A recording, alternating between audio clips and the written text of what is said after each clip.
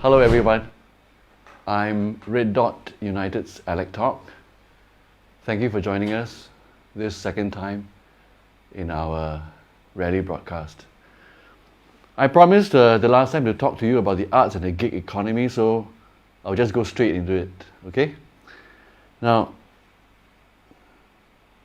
if you're worried about your children beginning to develop a love for the arts and wanting to make a living in the arts, well, you're not alone. When I started, I was also very worried about going into the arts because I was very clear that it was difficult to make a living in the arts because we were a young country, we didn't really have an audience, we didn't have people who consume arts like the capitals of the world, New York, Paris. So making a living in the arts is very difficult. I was also very aware that will I be able to make a living and raise a family? Well, I was right and I was wrong. I was right in that I was able to make a decent living, but I couldn't really raise a family with the income that I derived from the arts. You see, I was afraid, so I didn't dare to have children. So I waited till I was very much more established in my 40s before I thought about having my own family. And by that time, it was almost too late. But because I was lucky, I was living in New York at the time, and I had access to some of the best IVF facilities in the world. So now, I'm an older but happy father of 2 children. But I don't want this to happen to other Singaporeans who want to make a career in the arts. So, we at Red Dot United, this is what we propose. Because we understand the nature of artwork, you see, art making and art creating. You see, unlike other industries, the artist's income is not regular. Sometimes it takes a long time for a project to get done, and there are big gaps in between projects. So how do you find income in between? Many teach. But when you teach, you want to devote yourself and your time to your students, which sometimes takes you away from the solitude that's needed to gestate, ruminate, and create. So that's why you see many artists like Mr. Liu Kang and Mr. Lin Ziping only coming into their own as Cultural Medallion winners after they retired from their jobs as art teachers. So as you can see, the problem was in the nature of the creative process, but also the way that there is no proper income support for freelance artists in between projects, and also definitely a lack of medical insurance and old age benefits. At RDU, we propose an insurance scheme with adequate government underwriting and funding to provide grants for in-between projects and medical insurance and an old age stipend for artists who work beyond the age of 63. I hope this will allow more Singaporeans to be able to eke out a living in the arts and of course allay the parents' fears. Another idea I want to propose is to extend the tote board's grant for lower ticket prices for certain projects for students to the wider public. You see, at present, right, schools can apply to the tote board, which makes their money from the 4D collection, right, to get grants to defray ticket prices for certain productions for their students. So for example, a $60 ticket can be reduced to $35 with a grant from the tote board for certain productions. We should extend this to more productions available to the public. I mean, right now, a family of 5 going to a theatre event costs something like $300. What happens is that only those who can really, really afford it can do this. Which means that children from poorer families, they are disadvantaged. We must do something about this.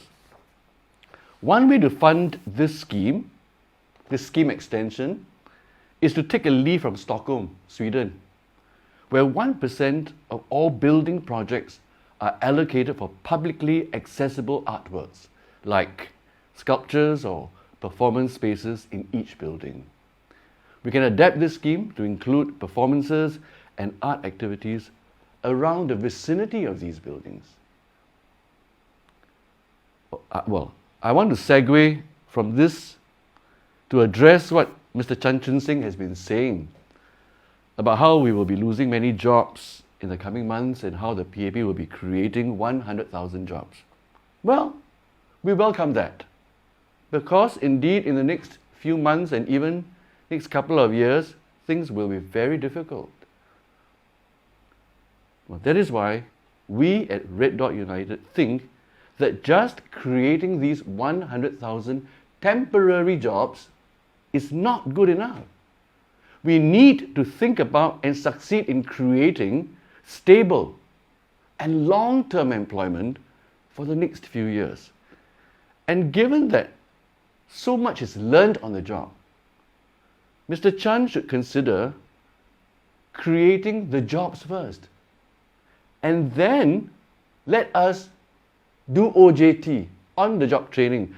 You know, Mr. Chan Chun Sing should really take a leaf from his seniors in the 70s, in the 1970s, when they created the National Productivity Board that ensured employment for hundreds of thousands of workers for years. His 4G colleagues must measure up to their seniors in the past. Otherwise, I really suggest you, the voter, put your trust in people beyond the PAP. This week, one hot topic has been whether or not Mr. Heng Swee Keat did or did not talk about a 10 million population target. With all due respect, I think that is not the point. The more important point is whether or not Singaporean workers are protected in their jobs from foreign interference and from foreign displacement. Years and years of this relentless loose labour policy has led to our local workforce taking on only the lousier jobs, like Grab driving and tour guiding, while the natural aristocracy and their foreign corporate friends bring in labour from around the region to undercut our wages. This must stop. This must stop. This must stop. Even Taman has said that SICA, Singapore's Comprehensive Economic Cooperation Agreement signed with India, is too loose. And the resulting free-for-all, the free-for-all import of professionals and workers is wrong. Taman says it's wrong. I think the 4G leadership should not dismiss this advice by Taman. In conclusion, I want to encourage you to take a closer look at how the PAP's tactics during elections have not changed over the years.